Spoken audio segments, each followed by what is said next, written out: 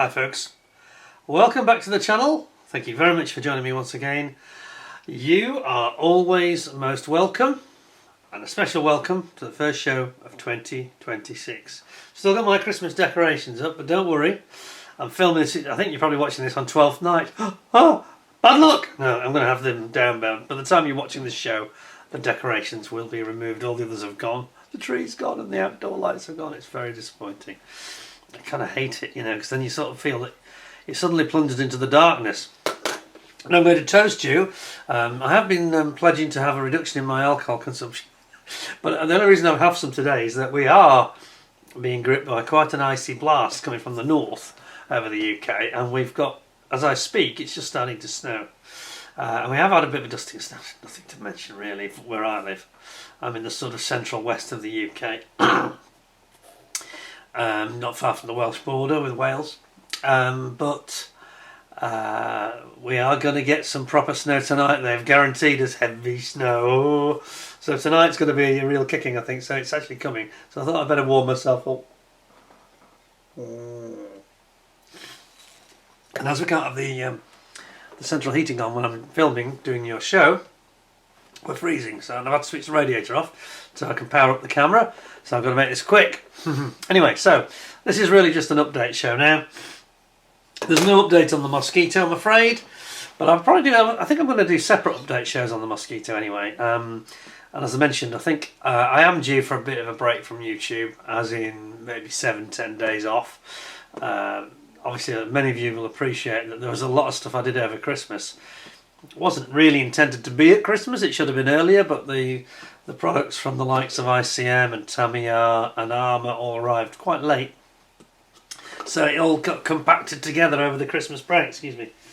So as a result of that, I didn't get the little break over Christmas I was planning. I had the annual sort of Christmas show with live stream with Jason, which was brilliant, by the way. Thanks to everybody who joined in on that. Already over 2,000 views, which for a live show really is quite a lot for one of my live shows. That's a lot of views and no negative comments, and people seem to have a lot of fun. Quite a long one, 2.5 hours, but it was no longer than Kits of the Year. But the fact that they're both about 2.5 hours, there's 5 hours I'm just on screen, and then there's all these other videos I did over Christmas and New Year. And did I mention to you that I'd flown in a Spitfire, by the way? Got my Spitfire shirt on today. Did I mention that to you at all? Huh? Oh, because on Peter Goes Rogue, my sister channel, we actually showed that the Spitfire flight. It wasn't actually exactly the same version of the video that you've seen before. It was a new version, and it was basically the unedited, complete flight facing forward, which we did on New Year's Eve, and then on New Year's Day. There was a bit of confusion about this because people said, "Oh, you didn't have any live chat on." And the truth is, I planned to have it on New Year's Day, but I had some upload problems, and it told me that the upload had failed. And then, to my amazement, my wife said to me, "Are you supposed to be having this show on at 3 o'clock on New Year's Day?" And I said, "No, it's been cancelled. They cancelled." No, it's on. It's just gone live. So sorry about that. Those of you that wanted to sort of watch it live, but that was then the version that was facing backwards. And it's funny because I actually watched. We've got a new, not brand new, but a very good friend of mine has given me a TV that decided it wasn't suitable for his house, and it's a full HD TV. You know, really huge. I don't know what size it is. 38 inch, 40 inch. It's a big telly. No, it's bigger than that, I think. I can't remember now. This thing's huge. Anyway, long story short, we actually managed to stream it to that, which we don't normally do. It wasn't very flattering. To be honest, I think there's a bit of a glitch somewhere, because it was showing my face. I had this really craggy face, and it's almost a caricature. It's like, I don't think I'm quite as craggy as that. This camera may flatter ever so slightly, but I don't think it was the exact opposite. So their GoPro did me no favours, combined with this super huge. My face was like this big, you know. It's like, oh my god, no. Not really what you want when you just had your New Year's Day dinner. Anyway, so I was just really putting those videos out. They are the last ones that I hadn't shown in that format. So don't worry, there's no more Spitfire videos. That you've seen them all now. Anyway, getting back to New Year. I have talked about some change on the channel. I won't go over that again, but January will be relatively quiet from me, deliberately. There's a bit less coming out, and I have got 1 or 2 interesting kits coming that you, the viewers, have sent. but that's going to be probably end of January, early Feb before you see them. But I have got a couple of interesting things to show you that came up over Christmas, especially my brother-in-law. I mentioned this before. My brother-in-law came and he produced a beautiful kit, but I'll come back to that in a minute because he also loaned me a couple of rather nice 50-year-old now 1976 Tamiya catalogue and the Revell catalogue 75-76 version. And I used to love these Tamiya catalogues. It's what got me interested in sort of model cars, I think, really. Modelling cars. And here we have a classic example. I'm going to flick through it. It's not quite as impressive as they got. I think within 2-3 years after this, they really became something to treasure. They weren't quite there, but they're still a beautiful catalogue compared to what only really Matchbox, I think, of that era were putting out a catalogue that was as good as this. The Ethics wasn't bad either. The Revell I've got some reservations about, which I'll talk about in a minute, but let me show you this one first. So I'm going to zoom you in and give you a bit of nostalgia. Some of you will be thinking, I had that. I can't remember if I had this or not. I've got a feeling I did actually, because I remember the Brabham. The F1 car, BT44B it is, yeah, it does say so actually. So let's have a quick look then. So, sorry if I just zoom back slightly. Back, not forward. It's very impressive though, because it's the first time you sort of got pit crew, your Formula 1 pit crew on the left there, and you got the driver standing there. Looks a lot like Emerson Fittipaldi, but I'm reliably told it's not. It's Carlos Pache. He was the Mexican, wasn't he? Or am I thinking the Rodriguez brothers? No, Pache was Brazilian, wasn't he? Yeah, I'm pretty sure he was. Denny Hulme was driving the McLaren. You got Carlos Pache, who's driving. For the Brits, it looks like Carlos Pace, the way the British pronunciation, but it's Pache. And he was killed, wasn't he, in a horrible accident, so we lost him, unfortunately. But these kits already look really special, even though they're filmed here in black and white. And then you can see the effort they've gone to here, where they've gone, you know, with the graphics. They've really really pushed the boat out, and this is the start of having really nice colour call-outs that Tamiya were market leaders at, really. And again, you've got Carlos Pache here, and then you've got Carlos Reutemann. So obviously, to get into Brabham, then this is around the time that Bernie Eccleston bought the team. Obviously, you needed to have a name of Carlos to get into the team to be a driver. Very unusual to have the same name, isn't it? But I say, sadly, Carlos Pache didn't last too long. They also had Mike Halewood, of course, another great driver who was more famous for his motorcycle exploits. You know, he was world champion, wasn't he? He won the TT multiple times. Sadly killed in a road crash, taking his kids out for fish and chips in his Rover, very sad. And then you got Emerson Fittipaldi, who I mentioned earlier, from the Lotus 72. Good old Jackie Stewart here. Who else we got? Jackie Hicks, of course, famous for his Le Mans adventures in later years. And became a world sports car driver. Jean-Pierre Baltois, French driver. John Surtees, another two-wheel world champion. Am I right in saying he's the only two-wheel and four-wheel world champion? I think I'm right in saying that, aren't I? Because Mike Howard never won the world championship. And of course the great legendary Jim Clark here. Just come back a bit. Jim Clark, the Scotsman, and of course the Englishman Graham Hill. So some really classic 60s and 70s cars that they were really into. And then you got these, and these are quite expensive. Now before I go any further, I just want to point out I've got something really interesting here. Going with this catalogue, I've got the price list. This is the critical thing. Now this I think you're going to find very interesting. So this is the price list for 1976, and this is from the importers Richard Constant, or Rico. I used to call them Rico. I used to have a sticker on saying Rico. Richard Constant, it stands for. They were the importers for decades and decades. So are you ready for this? I'm going to give you some ideas of what these prices were. So, you know, these days a 12 scale Formula 1 car, when they were available, they were retailing for between 100 and 130 quid.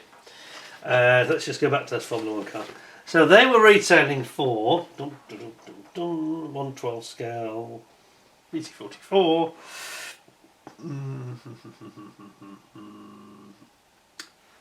Ready for it? £7.70, and that was a lot of money. That was considered really, really expensive when an Airfix kit was, you know, 19-20 pence for a Series 1. I mean, I was going to say in the bag. They were not in the bags by 76, and they were probably probably I'm a bit out there because they're retailing a little bit more like 30, 30p for a basic kit. So we say 30, 35 pence. So £7.70 is a heck of a chunk of change, you know. Well, that's what they were retailing for. And they're all around about that price until you get onto these Le Mans cars, which I just sort of got to there, where you've got your Porsche Carrera 10. That's a lot. Sorry, the 910. I beg your pardon. Is that a misprint? That's a bit of a misprint. Porsche Carrera 910. Yeah, Porsche Carrera 910. So that'll be a probably 74, 75 car. That would retail for $10.99, a bit more money. And then your Lola, the one where my thumb is here, this is a lot more expensive. This is actually coming out at £13.50. Semi-pneumatic Dunlop tyres. What else is it saying? That's the Porsche I'm looking at. And then the Datsun here, which is in colour. You got that? Zoom in a bit more. The Datsun, which is in colour there. This is one of the most expensive ones of the lot. This is £13.50. And it says the Lola T70 was £13.50 as well. So not sure why there was such a jump up. Unless it was just the level of detail on the engine and stuff like that. But it's very interesting.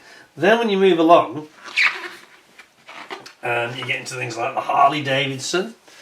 Any of you that watched things like, sorry, I say that, it's a Harley and there's a Honda, there's two here. And there's also the BMW, the R75 police bikes. They're all police bikes. And it reminds me of Chips and all that stuff. So they were coming out at, now these are 6 scale, these are coming out around between, the Harley Davidson FLH 1200 is the dearest at £17.50. Oh, what's this one? That's the dearest of the lot. Honda's £13.50. Monkey Bike £4.99, so on. Gee. And it's £14.50 for the BMW. So this, yeah, it's quite interesting the way that the prices are set. Honda 750, that's nice. Reminds me of the one I did, the 754. Yeah, that's the Dax, that's the monkey bike here. Then moving on, you get your Formula 1 team personnel here. Pit crew, so the driver figure is 80 pence. In fact, they're all 80 pence. Every figure is 80p. So that's more than double the price of an Airfix standard kit, you know, Series 1 kit. So they're not cheap. It's sub the price of an Airfix Series 3, basically. So something like, what would that be? Not a Lancaster, obviously, but something like maybe a Mosquito, something of that nature, or a Dornier, perhaps a twin-engined aircraft. And then we get into, there's a dune buggy, Volkswagen dune buggy, £4.50. And these are all, I think these are all £4.50 these here. And then you get into military stuff. So here we got and there's some kits here that are still going today, strongly, would you believe? Still going strong. We've got the quad gun tractor, complete with the £25 field gun. What's that going for? Machine gun quad. That's not going to be cheap, is it? That's going to be Sherman Howitzer. Why can't I find it? It's just finding them that's the trick.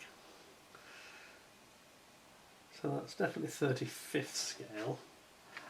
On 35th, on 25th. I think because they did one 25th scale one as well, which is makes it tricky to follow. British £6 gun, that's 99p. The half track's £2.20. Yeah, the German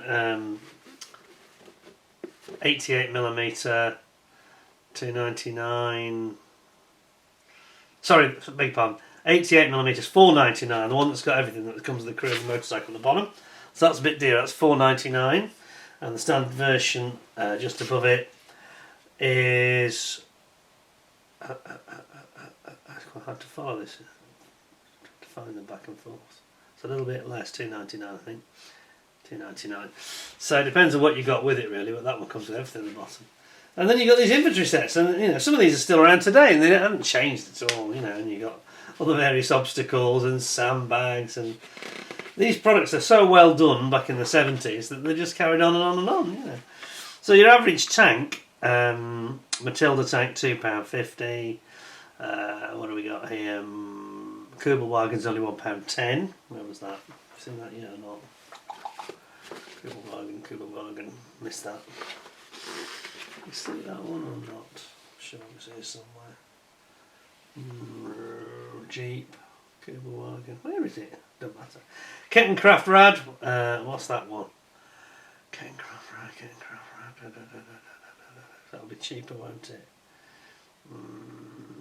There's the crad. Come on. I've got a feeling that's about £1.20, to be honest. And so it goes on, really.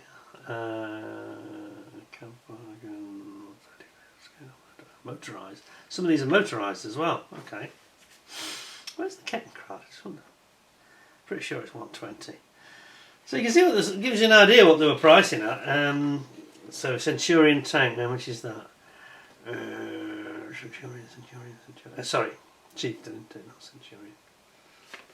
Where was the Chieftain? Hard to follow actually. Very, very small print as well, which doesn't help as much. Chieftain £3.80. So here it is. £3.80. So if only they were those prices today. Good lord, eh? Amazing. Sheridan, of course, they've just retooled that recently completely. And then you've got these wonderful, and I think Francois Verlinden did quite a few of these for Tamiya. And that's why they look so damn good, frankly. And really sells the product to you, no question. Some lovely stuff here. King Tiger, well, I've got that one today. I've got the Panther and the King Tiger in my cabinet, and they're the original toolings. Is there a picture of the Panther? Can you see that? Where was it? King Tiger's there. German King Tiger. Leopard, Sheridan. The Panther, $3.99. And I only paid about £15, £16 for mine. King Tiger's $3.99. Jeez. Well, they're nice, aren't they? Some lovely graphics. Really nice figures they've done. 88mm anti-aircraft gun. And then they've got these dioramas, which I think they've done beautifully. Let's just zoom in a bit more on these. Really nice dioramas.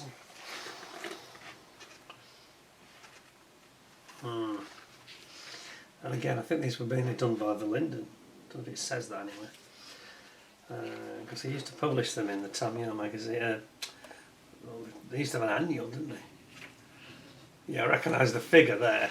This and this tiger, the figure that's on the left. Not the commander. It says commander, doesn't it? That's the commander, surely. But he's the same figure that I've got in my Panther. And there is the Panther. So that's the one that's in my cabinet. Nothing's changed.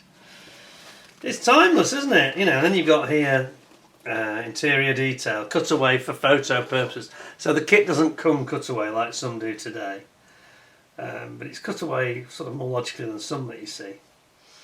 But look at that! Isn't that good? It gives you the full interior version. And then it goes into the sort of general sort of talking you through product by product. Not quite as exciting till we get to the aircraft then. So look at this. You've got a 1/100th scale with a big B-52 Stratofortress. Oh, look at that monster! Cool. What a beast. Got size comparisons as well here with the Phantom, showing you how big it is. And then perhaps some rather less impressive sort of black and white photography. Hawker Siddeley Buccaneer, and this is all, that's all 100 scale, isn't it? Now, do they still do those? I can't remember seeing them recently. And then we get into 48 scale. This is where you get your Harrier, which ends up being the Sea Harrier, kind of by default, because they didn't modify it correctly around the cockpit. So this is actually a more accurate kit than the Sea Harrier is, because that was the original one that they based it on. They didn't make a lot of mods to make it the Sea Harrier, which is where it all went horribly wrong. And there's your Lancasters. Still available today. So you've got your downbuster Lancaster at the top, and then at the bottom you've got the B1, B3. I think these days they market it as just these two versions, if I'm not, I think I'm correct in saying that. So I've had that one. That's the one where you can now get the pre-painted canopy. And then underneath it you've got the one that has the turret delete with a cowling on the Grand Slam version of the plane. This is the one that they used to bomb the, was it the Bieleberg viaduct? Stuff like that.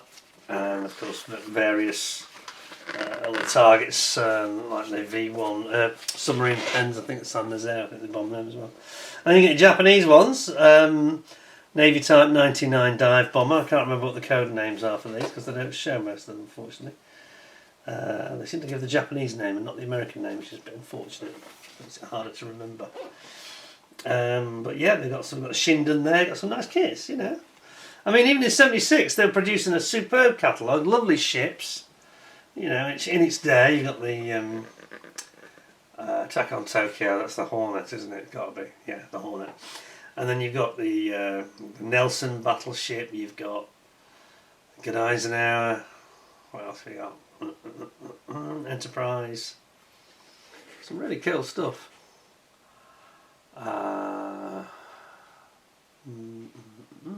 Several Japanese ones, Yamato, know that one obviously, but quite a few I don't recognise. And you've got your powered electric radio control tanks. Diorama photography. Not Valinden this time. These photos are taken by a Japanese enthusiast, Mr. Toru Kumagaya. And they're very nice, aren't they? Really, really good. In black and white, somehow they work really well, don't they? And then you've got various other 35th items, new items coming. Got an M16, M3 I should say. Personnel carrier, Italian assault gun, German Sturmpanzer, Rumbar. And that's it really. And on the back we've got a few more. We've got Mike Aylward's McLaren, complete with the man himself, BMW bike, downbuster. Is that a high-end, is it? High-end? And a couple of others, including some Germans on horseback. Certainly interesting though, isn't it? Those prices, for example, those are interesting. So, just going back to that Lancaster, we just check one more because I had that kit. And now it's a slightly updated version, but basically the same tooling. And I paid £90 for it. So what are they charging here? 48 scale. Here it is, £8.99. Yep, it's a downbuster version. All same price. Amazing. So there you go, so that's 1976 Tamiya catalogue, which I thought was quite cool. I'm just going to keep that nice for my brother and we'll return it to him. And then we've got, not quite as impressive I think, but the 20p, the 1975/76 Revell catalogue. So let's have a quick look at this. Now, I say not quite as impressive, only because Revell had not the best artwork and what have you, and it used to be a bit, even then it seemed very wishy-washy to me. And people used to say, oh, Revell haven't got very good pictures, you know. They're okay though, they're okay. They weren't terrible, they just, I don't know, they're a bit cartoonish looking I think, in terms of the lighting and the colours that they use. And they also in the catalogue have this habit of not showing the artwork. So we've got the Hawker Harrier jump jet here. Now this is the same kit, I've got to warn you, that they recently had the 50 years of the Harrier. Well, that's a while back now. What year was it? Was it 60 years of the Harrier? I'm losing track now. Was it 60 years of the Harrier, wasn't it? And they actually have this new artwork, and it's the same kit. And this is why people get a little bit cross with them. Anyway, moving on. But I do remember these. I remember the Mirage one. I remember that Phantom one. Over here we've got the MiG-21. Let me get a bit more. MiG-21. All 32nd scale. And then, rather disappointingly, they did this thing that Matchbox were doing the same year, actually, and going into just photos of the models, which never really works for me, I don't think. I think the artwork is far more impressive selling it to you than a bit of a photograph of a model that somebody's made, you know. And this is in the days when there wasn't much weathering done, so they don't look overly realistic. Now, I do remember this one here. This is the Tempest 32nd scale, because I had that one. And I made a terrible mess of it, I've got to be honest. I didn't complete it. I botched it up, really botched it up, and it wasn't a great kit, but it wasn't. I didn't do it any justice, let's put it that way. But I remember some of these. I remember the Corsair artwork. Don't know what these were costing. But again, you know, the Corsair, I mean, that's not been updated, has it, recently? And that's a fairly awful kit. Over here you've got the Mosquito. Remember that one as well, the Mark IV, the bomber. Beaufighter. But it's not a very, compared to Tamiya, it doesn't really, for me anyway, it doesn't really get the juices flowing in the same way. Then you get 1144, then you've got helicopters, and we've got a Huey Cobra, which is suspicious, 32nd scale, but this is suspiciously like a copy of the Matchbox artwork which came first. So that made me very curious because it looks like a dead copy of it, frankly. Too close for comfort, I'd say, that artwork is. And you got your Jolly Green Giant, Sikorsky Sky Crane, you know, so these are big kits, obviously. Yeah, I mean, obviously we had that's even bigger, isn't it, than the one from ICM. But yeah, we've got the Hughes KUs, or the Little Bird KUs. I've never heard it called that before. And then we've got some 1/28 scale planes from World War One, which I don't quite understand that scale. Perhaps some of you do, I don't know. And then we've got civilian aeroplanes.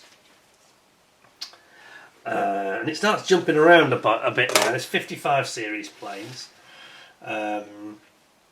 Is that 1/55th scale? Is that what they're saying? Because it's not overly clear what they're on about, really. 55 series, before my time.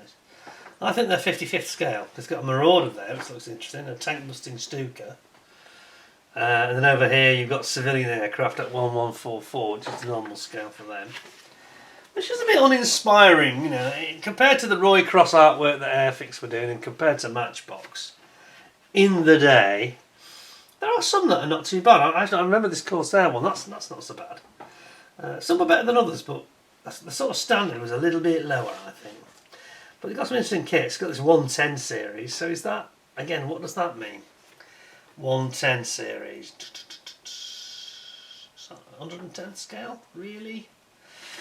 I think it probably is. They look fairly small to me. And then you've got the jet set. So they've got these strange sort of titles, and it seems to be all over the place. It's not entirely clear what scale they're at. Doesn't tell you a lot of information, really. I find it a bit weird. Then you got 1/72. Okay, that's fair enough. That's a bit clearer. Yeah, a lot of crossover with Airfix and Matchbox, though. I think it's almost like they're emulating them. And then we've got 172 jets, the bigger stuff here. Blackbird, F-15 Eagle, which looks like a prototype. No, they don't look wonderful, I've got to be honest. And then we've got these 72nd scale World War One planes. Now a lot of people remember these. It's before my time, I've got to be honest. I didn't have much interest in them then. So I don't know what the quality's like. So perhaps I should ask the brother-in-law. He'll tell me. Quite a good range there. DH2, Marine Solnier, Fockery 1 decker, Albatross, Sopwith Campbell, Spad 8C, Newport 17, Fokker D8, SE5A, they're all here, all the important aircraft. Newport 28, Fokker DR1, dry decker, Sopwith triplane, I already own 3-winger, and then you got your big coastal command aircraft. You got Flying Fortress, and the Liberator, Focke-Wulf Condor. Talk about this, weren't we, about the Condor? People were saying, yeah, that Revell did it. Well, there it is. There's the Revell artwork. Interestingly. Zooming on that, that's a point of interest. There it is. Then you've got a Catalina. They've got a good range, haven't they? I just don't remember these too well because every time I opened a Revell in those days it was a bit of a disappointing experience. And then you've got all sorts of other things. Disney, Robin Hood set figures, and then zany planes, almost like egg planes, aren't they? Style. Cartoon, like aimed at kids. Oh, I remember this though. Still get these today, I think. And then you got your sailing ships. Sorry, I'll zoom back. Sailing ships, USS Constitution, Cutty Sark, Mayflower, Cutty Sark with sails, Constitution again, with different versions of that. Haven't seen HMS Victory yet. HMS Bounty, HMS Beagle, Charles Darwin's ship here. Voyage of the Beagle. There's the Victory. Yeah, Jason at Model Kit Stuff was moaning about this. He'd been saying for a while, high time we had a new tool version of one of these. And it's a shame because we were talking about this in my when we had the live stream together. There's not really been any new stuff coming out, you know, despite the fact we had Master and Commander, which was a brilliant film, let's be honest. I mean, so authentic, you couldn't do any better, I don't think, really. They used CGI to a minimum in that film. Yeah. Elizabethan Galleon, sorry.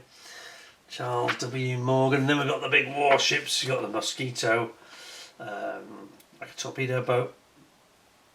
USS Alabama, Pennsylvania, Prince Eugen, USS Massachusetts, the Blucher. Oh, we know that got sunk, didn't we, in attacking the Oslo forts and rolled over. That didn't go too well. The Hipper.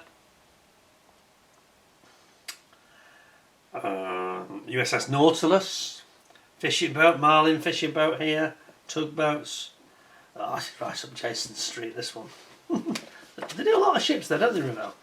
Tirpitz, King George V, Bismarck, Scharnhorst, US Navy seaplane tender, Prince of Wales. Sad to think how many of these ended up at the bottom of the ocean, isn't it? USS Washington, Intrepid, the aircraft carrier, TAC transporter, PT boats, Russian spy ship,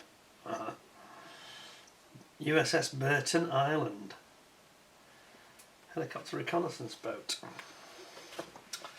More big ones here, the North Carolina, British Vosper MTB, the Ark Royal was a key factor in the sinking of the Bismarck. Aircraft from her. Swordfish, in fact, wasn't it, that dealt the crippling blow to the German battleship. And then Gneisenau, USS Defiance, Duke of York, USS Wasp, Courier, the Hornet. That's the later Hornet, of course, not the World War II one. The one that was used for recovery of Apollo 11 and Apollo 13. No, it was Iwo Jima for Apollo 13, a big bang. It was Apollo 11, the moon landing. The Growler, which is a sub, USS Growler. U-47, USS Flasher. Lots of submarines. Yeah, they've got a good range of ships, haven't they, really? SS United States, the Queen Mary. No Titanic? No Titanic.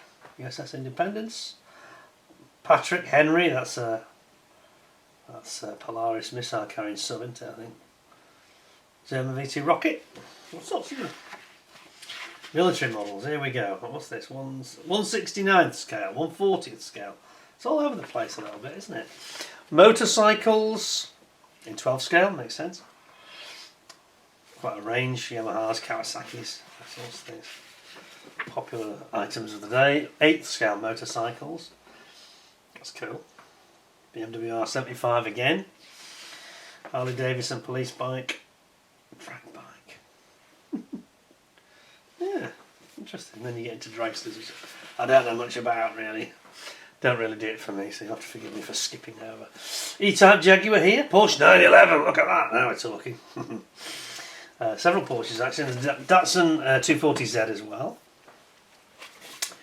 And then you've got 25th scale cars. A real mix of scales, isn't there, here? And then just throwing out the paints at the end, really. So that's your lot, really. A little bit disappointed, I think, in the presentation of that, if I'm really brutally honest. It's not...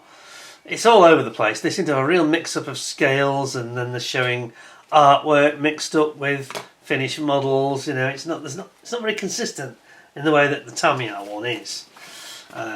which kind of sums up their approach at the time, I think. Anyway, moving on, something I think you will find very, very interesting now.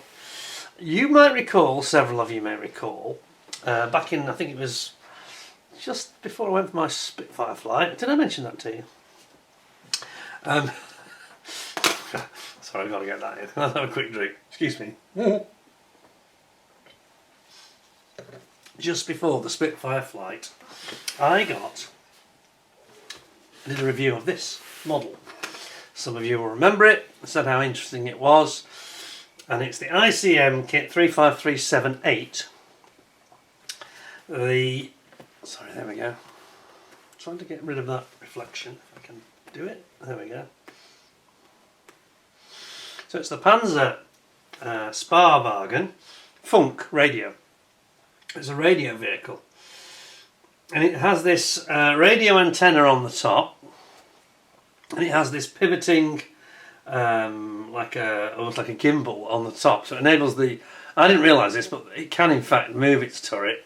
And it sort of moves like a gimbal under this pivot system. So the actual radio antenna is not affected, doesn't move, even though the turret can. And I did quite a detailed review of it, and I was saying it's really nice. It's got a full interior in the end. But the reason I'm mentioning it today,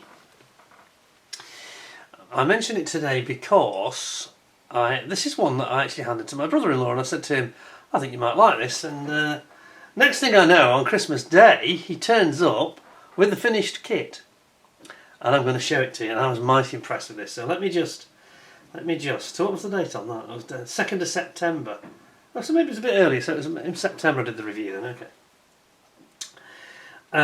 So it's based on the Panhard 178, one of the finest armoured vehicles of the Second World War. So it's a French-made vehicle that was the Germans obviously overran France and they inherited the factory. So let's have a look at this these finished examples, the finished example I should say.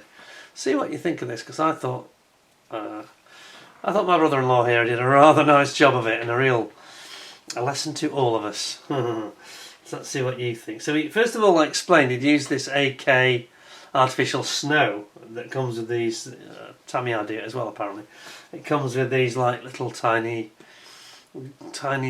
circular globes that you spread all over it from a separate tub, and gives it the appearance of snow. Now, I've got to say, it's some of the most realistic looking snow I think I've ever seen in modelling, so I must get myself some of this. What do you think of this? Look at the weathering he's done. So it's on the Eastern Front, and of course they used to just splash whitewash all over it, and then it would very quickly rub off. And I think the way that this is worked into the... by the way, the only thing that's not standard on this is the tyres. They're aftermarket resin. He didn't use the rubber tyres that came with the kit. Look at that. And the realistic way that the snow is just clinging on the shoulders where the treads meet the sidewalls. That to me is really, really amazing. Looks absolutely fantastic. You've also got here, zoom in a bit, here's the exhaust, and it's quite a little bit rusty, you know, and even there's a bit of snow clinging onto it. It's just incredible. Whoops. Yeah, let's try another one. There, another shot. Come back a bit for this.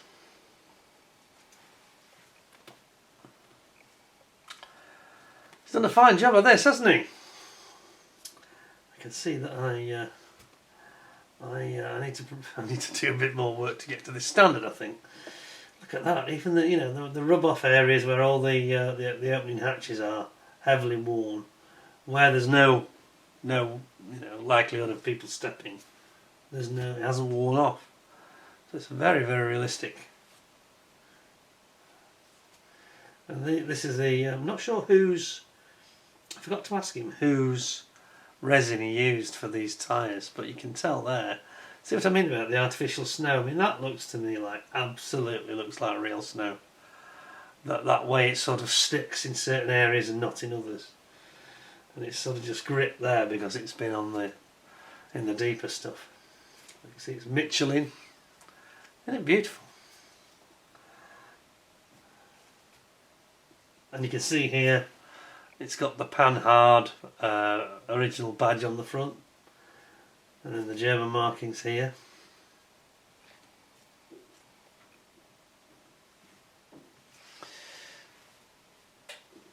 There you go, a bit closer look at it.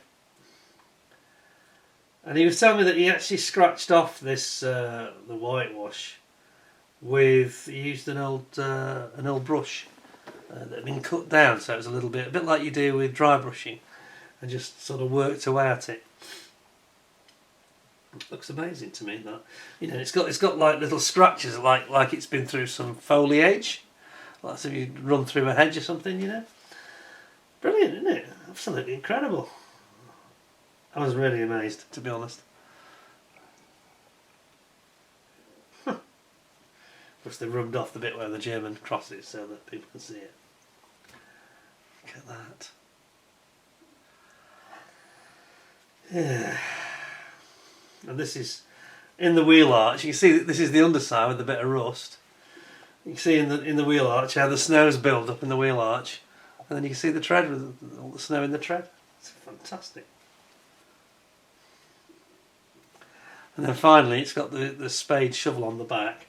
See how it's got a little bit of rust here and a little bit of, it's worn, sort of polished at the front where it gets dug in the most. Looks amazing, absolutely fantastic weathering. Oh yeah, and he's got some. This is the oil top up here, and this is a few dribbles of oil have come out. You can see it better there, can't you? Just at the side there. Yeah. And again, the spade. It's just fantastic the way he's done that. And the wood looks real, kind of gnarly, sort of dirty old wood. It's superb, isn't it, really? Absolutely fantastic. It's got real stones, those are not resin, that's real. Real stones from his garden, apparently. And that's it, and I have to say, interesting point here actually, because what normally used to happen when he would come round at Christmas is that sometimes he would have a kit to show me, and sometimes I would often finish a kit, sometimes literally on Christmas morning. I mean, was it the Spitfire? I think it was the Spitfire. Was it the Mustang? Yeah, it was the Mustang. Mustang was literally finished on Christmas morning at about 7 AM, and I got up early to finish it. So we used to sort of almost take it in turns to present a finished kit. Now, I haven't finished the kit recently, and several of you will be sort of wagging your finger saying, shame on you, you know. Rightly so, really. So I was saying I kind of missed it, and the fact that he brought this round reminded me, and I really enjoyed seeing that. I'm glad he brought it round. It really sort of made Christmas feel like it used to, like when we used to do it before. So I'm going to endeavour, of course, to get my Mosquito finished for this Christmas Eve 2026. But looking at those images, and I thought, you know, it's a bit like going to Telford for me. I'm thinking, oh, it's like, what did Yoda say? Much to learn, you still have. And it can be a little bit dispiriting, and you think, oh God, you know. There's some of the work that's gone into that, and he only did it in 2 months or less, matter of weeks, you know. And I'm thinking, geez, you had 2 months to do this, 2 years to do this Mosquito, and we've still not got on with it. Anyway, on that note, I'm keeping it brief today, just to give you a quick update, and a couple of things I want to show you from Christmas, really, that I didn't have time to do. But it shows you what can be achieved, you know, if you're patient and with a good skills. He didn't do the interior on that model. He decided he didn't want to, obviously you save a lot of time by not doing that. Just wanted it closed up as a winter scene, you know. But I think that's an amazing bit of work that's gone into that, and I was mighty impressed indeed. So hats off to him, and those of us that are not at that level must try harder. Anyway, I shall have a go at that. I shall get cracking. Next time you see an update from me will be a Mosquito update. I'm going to be a bit quiet this January. You'll see definitely less output from me. I have actually got a little trip toward the end of the month as well, so I'll be away a week. So yeah, it's going to be a lot less. I just need a little bit of a a recharge of the batteries. I feel a bit exhausted, to be quite honest. So don't be concerned, I'll be back, as Arnie said, and in the meantime I will be getting ready a few of these new kits that people have sent over to me, and we have a couple of very interesting ones coming from ICM again, and we will be back to, say, you'll probably see one video a week, I think, and then probably a bit more, perhaps a couple of videos a week in February onwards. And we'll talk more about the channel and the direction that's going in and memberships and all this kind of thing later. Anyway, thank you very much for watching. I hope you thought that was just a little bit of a chance to ogle at some unusual stuff. Something a bit different, really, instead of just having a review, you know. And I drink to your good health. Hope you have a really good 2026. Hope you had a good Christmas. It's quite a nice one, that. I don't know if I tell you the story. I'll just tell this story because it's quite funny. I'm sure some of you will have had similar experiences at some point. I had a delivery from my wine merchant. Now, my wine merchant, and I have to thank Stuart Neal for this. He sent me a gift of some wine I think about 2 or 3 years ago, and he's done so ever since, which is very, very generous of him. But he got me onto this company that he uses, Berry Brothers and Rudd, who are by appointment to the royal household, and it said by appointment to the Queen, now it says by appointment to the King. And the first time I used them, I think it was 2 years ago. And if you order a case of 6 bottles of wine, I mean, they're not cheap. These guys are not going to be cheap, are they? Okay, but they're not expensive. You know, stupid expensive or anything. Don't be frightened. You can get a decent bottle of wine for £10-12 if you want, and they're quite decent. You know, a nice bottle of claret or whatever. Anyway, I ordered this first case of 6, and it rocked. It was quite funny, actually. It rocked up. So this would be 2 years ago. I think it was just around Christmas time. And I had the garage door open up, and the Porsche was visible. Sound like I'm boasting now, but bear with me because it's quite funny. But I had the Porsche clearly on display, and this vehicle turns up. They have like a dark brown van with, by appointment to His Majesty the King, and the royal warrant on the side of the van. Berry Brothers and Rudd. And they turned up, and it's quite tight where I live. They had to turn around, do a 3-point turn. And my neighbours were like, "What's this?" I said, "Oh, it's just, Sky." He's like, "Oh, it's just my wine merchant turning up. It's okay, don't worry. Just never mind about the King. Get me my supply. Don't fail me." Anyway, so this is the background. So that was quite funny because the neighbours were all like, "Oh, well, look at you. Who are you?" "My lord, kneel before me." Anyway, wine forward to just before Christmas, on the Monday before Christmas. And I'd ordered some more. And I think we ordered 6 for Christmas, and we just thought it's probably not quite enough really over Christmas and New Year. We probably needed 9, so we needed another 3. So I bought another 3, and unfortunately at Christmas time, because there's such demand, they don't use their own vehicle unless you've got a real shipping order, for like a restaurant or something. So you end up having to be putting up with DHL. This is funny, really, because the first delivery turned up fine. Usual guy from DHL, who's actually a really nice guy. He's a big Laurel and Hardy fan. He's quite a friendly chap. But then when I ordered the second one, this was now very, very close to Christmas indeed. And so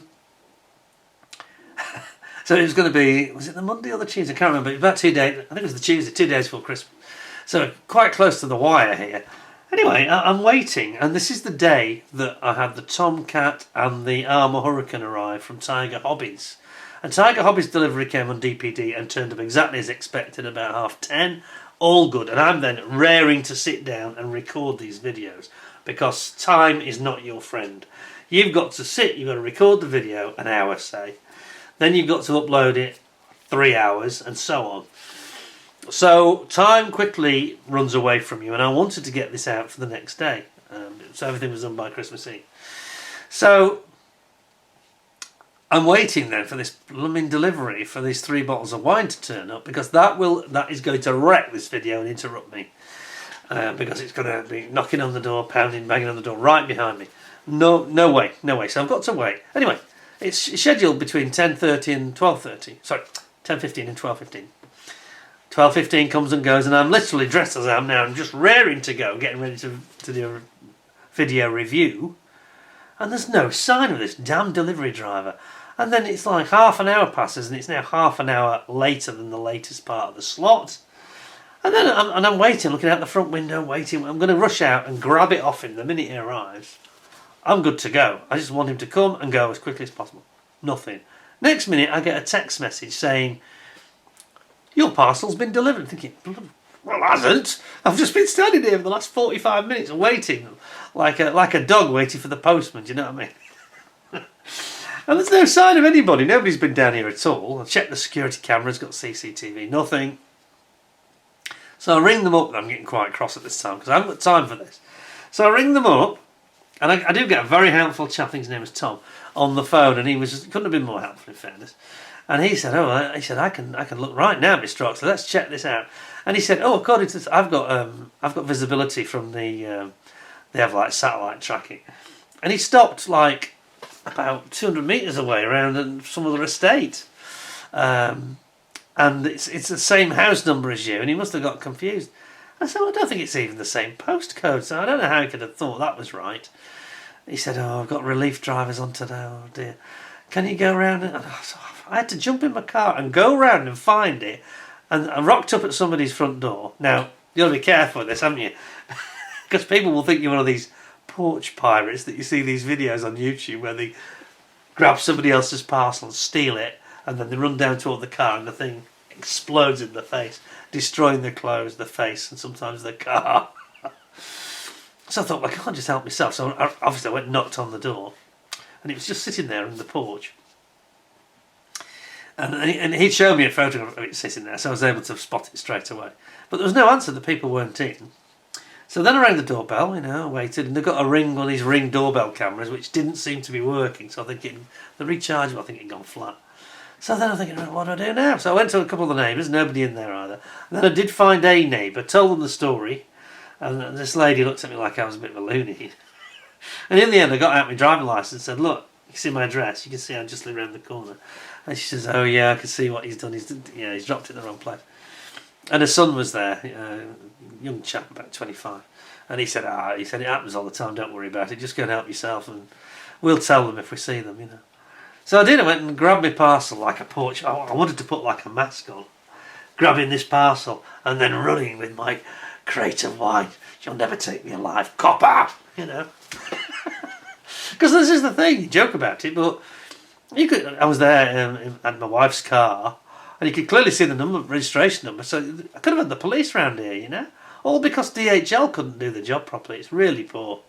And I actually wrote to them, and they wrote back and said, right, I can confirm I've collected it, but I hold you fully responsible if the police get involved, because this is total negligence, Anyway, long story short, they ended up giving me a free bottle of wine, not a cheap one either, 30 quid. So I got a decent bottle of wine out of it, which is due in a couple of days from now. So I'm actually drinking the last of the relatively cheap stuff here. But it's not on, is it? So I'm faffing around doing all that, and then I sat down and I filmed the Tomcat, I think. So that Tomcat video was filmed moments after all this pandemonium that had been going on. Utter chaos just before Christmas, which I didn't need. So when I say I need a bit of a rest, I definitely do, Anyway, I hope you enjoyed it. I hope you enjoyed Kits of the Year. That was very tricky this year. I don't want to go over it again, but yeah, that was a real challenge, trying to put those in the right order. And I'm still pretty happy that as the kits turned out, and taking everything into consideration on balance, I'm pretty sure I got it right, to be honest. And ICM wrote to me actually the next day, I've got to tell you, an email saying how much they enjoyed it. So they weren't upset or disappointed, I don't think. I guess when they know there's a new Tamiya out, it's always going to be a bit tricky, isn't it? Because when they do a kit, they seem to do it at such a high standard, don't they? And they were thanking me as well for all the support I've given them over the year, and all the nice comments that you viewers had made, all the subscribers and viewers, and the fact that these products are selling very well, and they were thanking me for that. So I only play a tiny part in this, obviously, but nice to hear that. And I say they weren't. I was worried it might upset them, but I think they could see exactly where I was coming from and understood. And that Hamden is such a lovely kit anyway. It's, as I said at the time, it's a very tough decision, but I think it was just about right, you know. But don't bet against them this year. They've got all sorts of interesting new stuff coming out. I think them and Qatari are going to be very strong. Who knows what Airfix will come up with. By the way, the QC manager, Andy, has come back to me since Christmas, since I did the kits of the year. And he said that they are waiting to do sort of a full internal post-mortem on what happened with the ME109 quality.